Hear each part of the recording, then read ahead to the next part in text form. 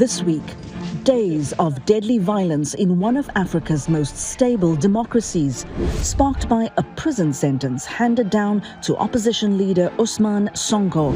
Is Senegal at a political turning point? What do recent events mean for the country's stability and next year's presidential election? We'll bring you reporting and analysis. Straight Talk Africa starts now.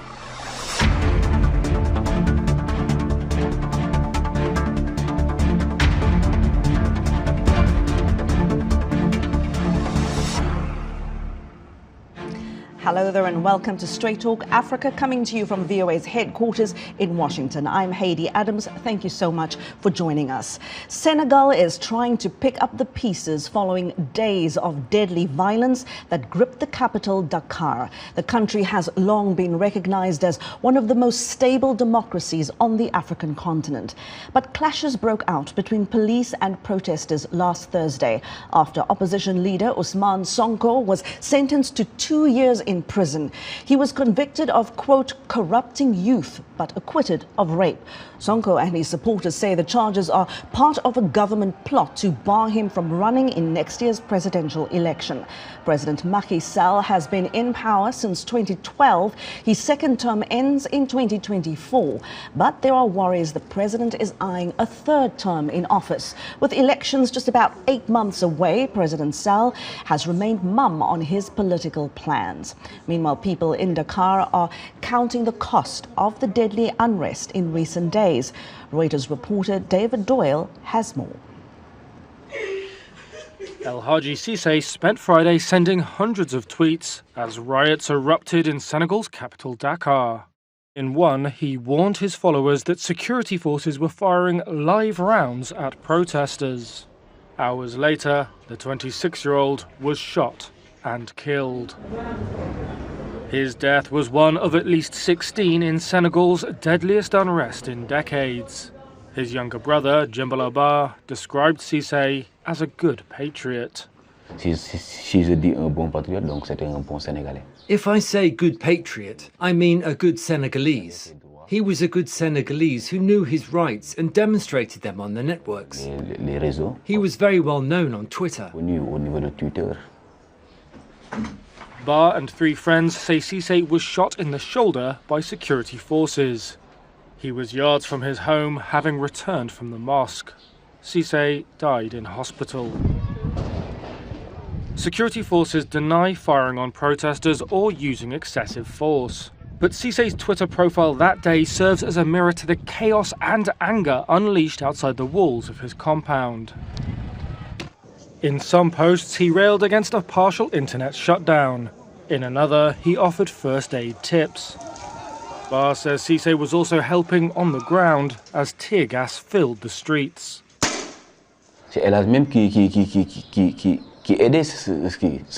It was El Hadji who helped an old man. He brought him here to us, gave him cream so that the old man could breathe. He was the one helping the elderly that day. Senegal's protests erupted after opposition leader Ousmane Sonko was handed a 2-year jail sentence. That potentially bars him from standing in next year's presidential elections. Sonko supporters say the charges were politically motivated. They accuse President Macky Sall of seeking to sideline his opponents as well as failing to improve living standards or provide jobs. Thousands have taken to the streets. Cars and buildings have been set ablaze, supermarkets and gas stations ransacked, rocks hurled at security forces. Police have responded with tear gas and what rights groups described as excessive force. The government says 500 people have been arrested. Last week, Sall launched a national dialogue aimed at calming tensions. 2 nights after Cissé died, thousands of Senegalese Sufis gathered at a beachside mosque. They prayed through the night for peace in the country and justice for the victims. Ba stayed at home, struggling with the hole left by Cissé's death. His brother is someone he would spend all day with. It's impossible for me, he says. It's impossible to forget. And that's David Doyle from Reuters reporting there. Now, for more on what's happening in Senegal and the personalities shaping the political landscape in that country, I'm joined here in studio by Abdourahmane Dia. He's the managing editor of VOA's French to Africa news service. Abdou, a warm welcome here to you to Straight Talk Africa. Please give us an idea of what is going on in the country right now. I mean, what is the latest? What do we know about where Ousmane Sonko is and whether he's likely to be arrested soon? Well, thank you for having me, Heidi. Let's say that I was actually talking to VOA Afrique reporter in Dakar because there were reports that the security around Sonko's house has been lightened, but he told me that he's somewhere around the Sonko's house, and the police is still heavily present there. So those reports seem to be false, and he is still in his house. We cannot call it house arrest because it is not, but he cannot apparently leave his house. He's still not arrested despite the sentencing of 2 years in prison. So, but the situation is there. He's still in his house. Apparently he cannot move. This is interesting. Can you tell us a little bit more about the dynamics at play here? The protests that we saw, that broke out last Thursday, we saw over the weekend, things are quiet now, but I mean, I'm sure this was a huge shock to the country. As you've confirmed to me, people are completely just dumbfounded by how this happened. But what does that say about these protests? Were they a complete surprise? Was this unexpected, or was this a long time coming? Senegalese like to see their country as, you know, the best, the most beautiful country in the world. And in a lot of sense, it is, actually, because we haven't been experiencing a lot of violence. The truth is, though, usually in pre-electoral period, you know, in period before the elections, there is always tension. We have seen that in 2012. We have seen that before. In 1988, there was the state of emergency after the election because the opposition leader at the time, Abdourahmane Dia, basically did not accept the results. And so violence is not something new, but the level of violence that we have seen last week, at least in my lifetime, I think it is a first. And you are right, it's been a shock for a lot of people. Is it a long time coming? Yes and no, because it goes beyond politics, according to many. If you look at sports events, soccer games, when usually they end up, in a lot of cases, in brawls.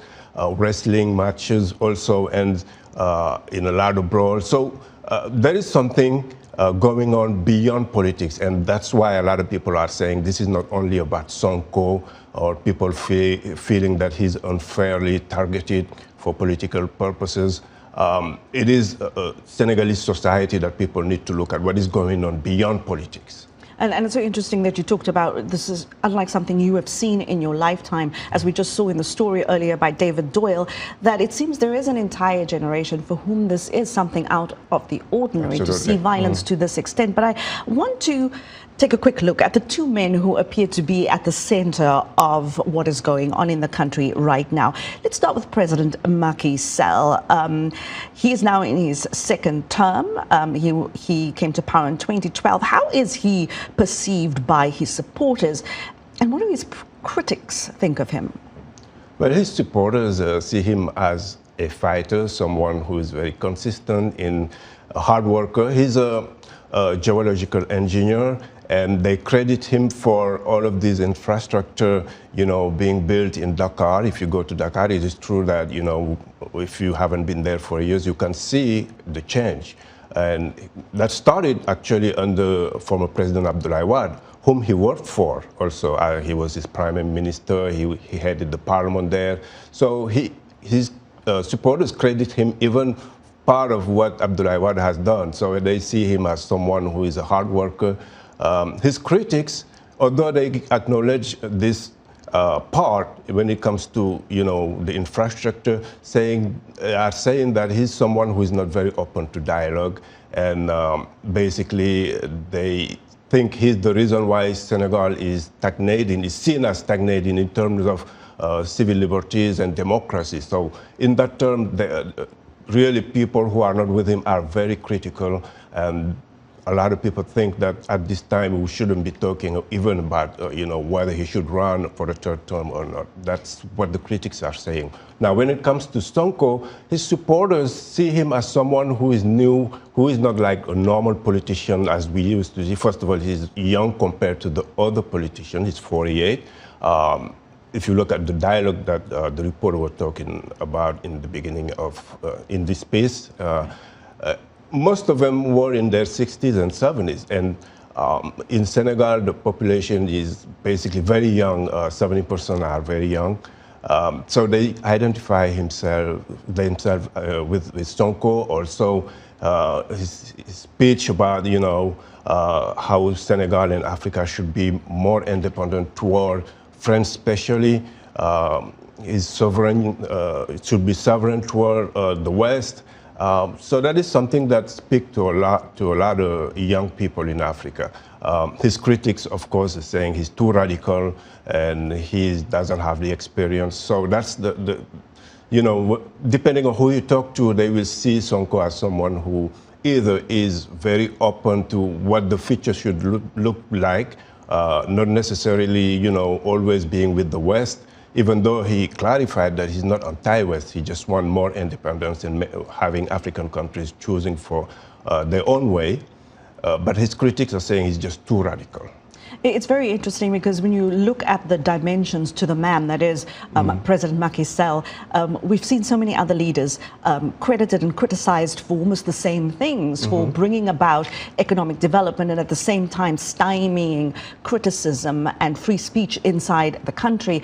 But then also at the same time, there is this other element of opposition, an opposition leader who is popular, who is youthful, perceived to be younger and representing a different generation. This is all very interesting. Where do you think things are going, very briefly, things are going to go from here? The president has not said anything yet about the violence, right?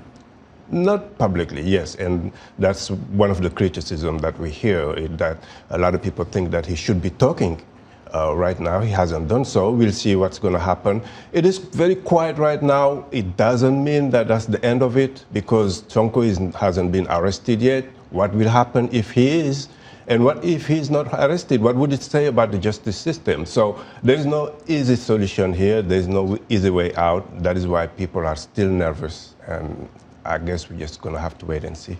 Well, the election's not far away. 8 months, a short time in the world of politics. Abdourahmane Dia, thank you so much. Abdourahmane is from VOA's French to Africa news service. A big thank you to you. Well, stay with us here on Straight Talk Africa. We'll continue this discussion. A popular opposition figure facing arrest and imprisonment. A president potentially eyeing a third term. Where does Senegal go from here? And what does this mean for the future of what's been known as the gateway to West Africa? Our analysts are standing by. We'll get into all of that after the break.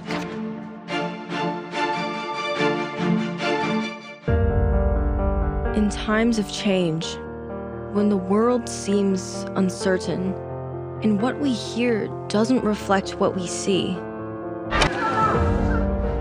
we seek the truth. When we are told only part of the story, we lose trust. In moments of crisis, our dreams, hopes, and wishes for a better tomorrow depends on a free press. At Voice of America, we bring you the stories that people take risks to see. We connect the world and unite it with truth. At Voice of America, we show you the whole picture.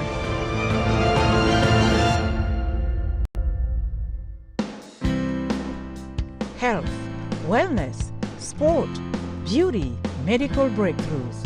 Healthy Living cares about your well-being. What are the main health concerns in Africa and around the world?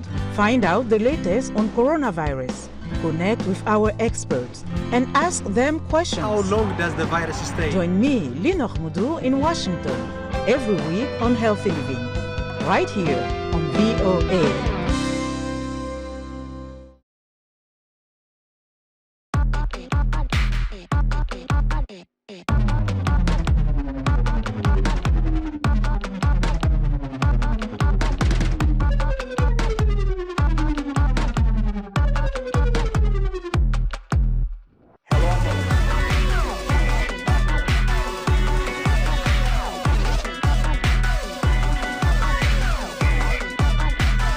From around the world. Let's go.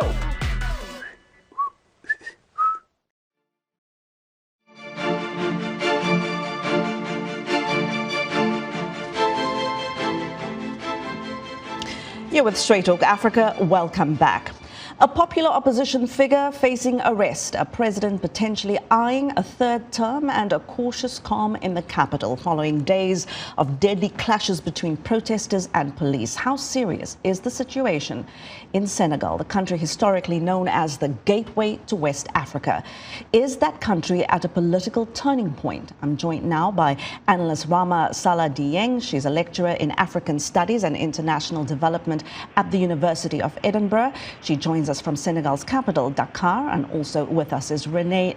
He's a political analyst and he's right here in Washington. Rama and René, a warm welcome to you both. Now, of course, René, what we've been seeing here in recent days has been eye-opening. It's been shocking, disturbing. Ousmane Sonko is one of the men at the heart of what's going on. He maintains that he's innocent of the charges against him. He says they are a part of a political ploy to derail his candidacy ahead of the polls next year.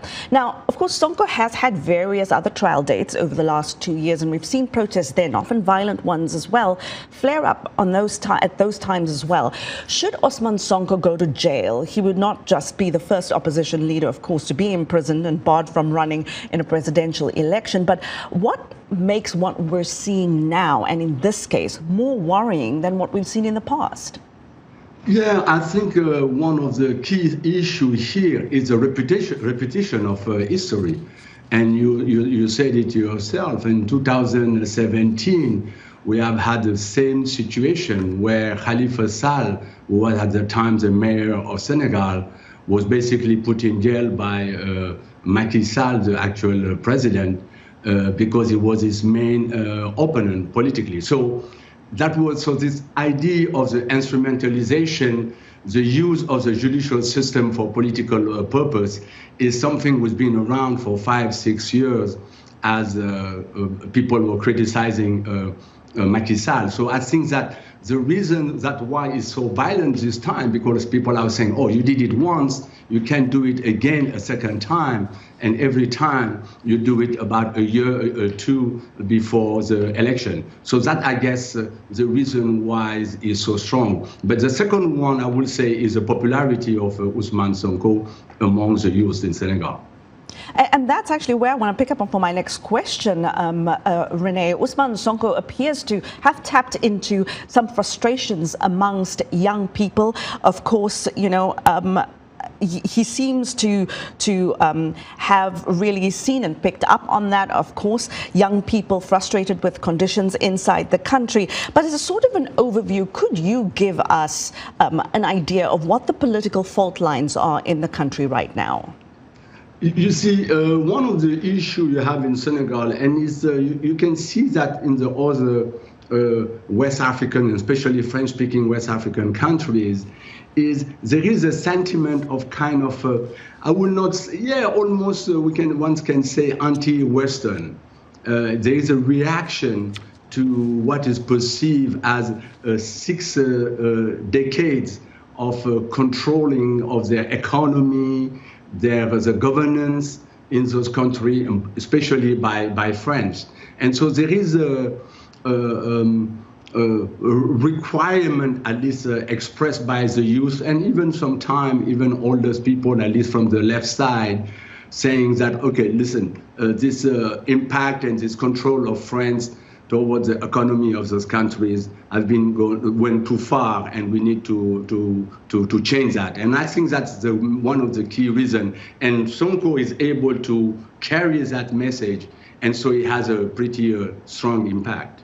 I'm going to come back to sort of the economic situation, but Rama, I want to bring you in here. How is Senegal, how is the nation processing the events of recent days inside the country at the moment? Thank you so much, Haydé. I think there is a lot of sorrow, a lot of anger, a lot of discontent right now. People are still trying to process what has been happening. We are asking ourselves, how did we arrive at this situation? And everyone is trying to find who are the guilty people for the situation. Some are pointing to the government, others are pointing to the direction of the protesters. So I think there is no clear, we are in a phase. How have we been able to arrive where we are? But a lot of anger at the government, right? René, we've seen inflation, food prices have risen in Senegal, as they have, of course, in many parts of the world. But this is also an economy that has seen growth and increased investment in recent years. I mean, I follow a lot of events around how Senegal projects itself to the rest of the world. And it really does send out this message, in my view at least, of this is a place where you can come and do business. It's a welcoming nation. It prides itself in its stability, and it really does appear to the outside world that way. The country has managed to maintain its reputation as the stable, consolidated democracy and a desirable destination for foreign direct investment. But what have ordinary citizens been able to see come of this or reap from this success?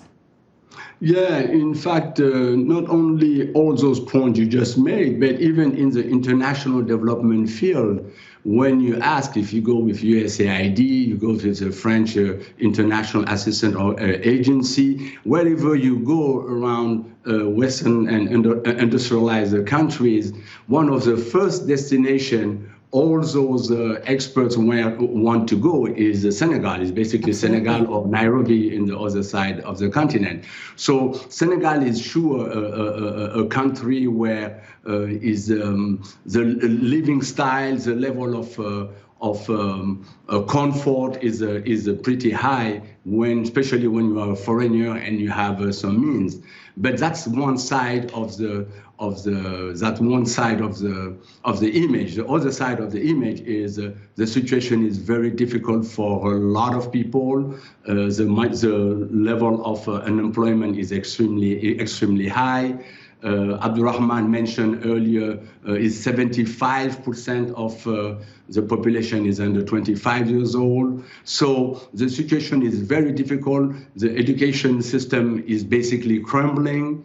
There is the access to public school, university, and even forget about university, talk about high school or even elementary school is very low. So the question of the increase of poverty it's a reality among the majority of the population. So you have some kind of almost a ghettoization of the big cities, and in particular Dakar. And when you go to Dakar today, that's something which is manifest. If you go just out of the nice areas like the Corniche and places like that, but you go inside the city, the situation is extremely difficult. Rama, President Macky Sall has, of course, not yet announced that he will run for a third term. There's lots of speculation around that. He hasn't said he'll stand as the APR's candidate, but what are the chances that he will launch a bid for a third term? Thank you. I think at the moment, everyone is anxious. Everyone is waiting because he's given all the signs that he might announce a third term bid, and that the Constitution doesn't allow him to do so. So all the acts that has been posed so far are pointing to that direction. It has been revealed that he has been consulting French constitutionalists in order for them to advise him on whether or not he can go for a third term bid. But for most of the Senegalese people, right now, this is not even a question that we should be having. By the law, by the Constitution, he cannot run for a third term. So trying to do so is just trying to circumvent the Constitution and the law. And I think he is very short-minded because he's forgetting the very ways in which he arrived, he seized the power. It was through contesting a third term from President Abdoulaye Wade. So right now, Senegalese are asking how come that history is repeating itself, and how come this very man, who has come to power under the condition that we know, are trying to reproduce the same unconstitutional arrangements. Recurring dreams in the world of politics, right? René, what does President Macky Sall have to consider here? I mean, if he is considering a third term, what does he have to weigh? Because what exactly does he stand to gain, and what does he stand to lose should he go for a third term? Yes, I mean, he has to lose a lot in my view in terms of his reputation, but more importantly, the biggest threat to him in my view is he may lose, and the probability for him to lose an election if he go for a third term, and especially with the actual environment, is pretty high. Every analyst will tell you he has very little chance to win. So why go to a third term going against the constitution and at the end of the day losing, just like Abdoulaye Wade lost in 2012. So I don't think it's a good way to exit the the national political scene. So that's one of the risks he has. Now, in the other hand, if he doesn't take that chance to win, is afraid that someone like Sonko will win, and that's a real existential threat for him. So he has to make up his mind in that regard. And I think that's why for the past 2-3 years, it has been pretty clear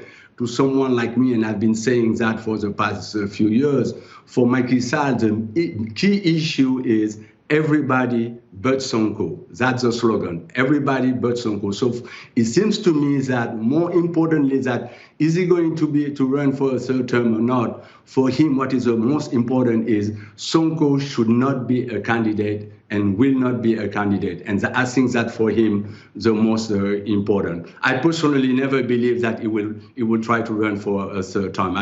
I think it's more like he doesn't want to be a kind of a lame duck president. I think that is his main concern. So I do not believe that he's gonna run again. But I may be totally wrong, who knows?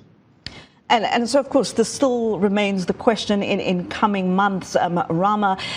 So there's the issue of the president potentially eyeing a third term. And then there's, of course, the other issue of Sonko's arrest. What else are we to look out for in the next few months? I mean, is there potential for violence in both cases? What is at stake for this nation in the next few months heading to the election? I think in the next few months, and starting from now, because we've clearly seen the signs, we have to look at how violence has become so present in the political arena. Most of the time, or traditionally in Senegal, we have been using the rule of law, etc. And we need also to acknowledge that Senegal has been presented as an exception, Senegalese exception.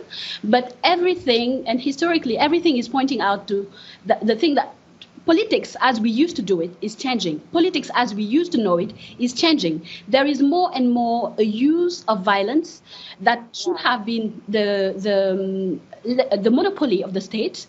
But right now we are seeing a lot of violence in the streets, in the discourses, a lot of hate discourses, a lot of tensions. So I think we need to look at how how to safeguard what the Constitution is standing for. We also need to look and prevent any further use of politicization of political violence, because that's what we've been seeing. How do we, by the law, we have a clear separation of powers. Right. That has safeguarded, and as citizens, I think it needs to be... René and Rama, unfortunately, we're going to have to wrap it there. But thank you both for your time and for your insights. And that is, of course, where we'll leave our show for this week. We'll see you next time. Goodbye.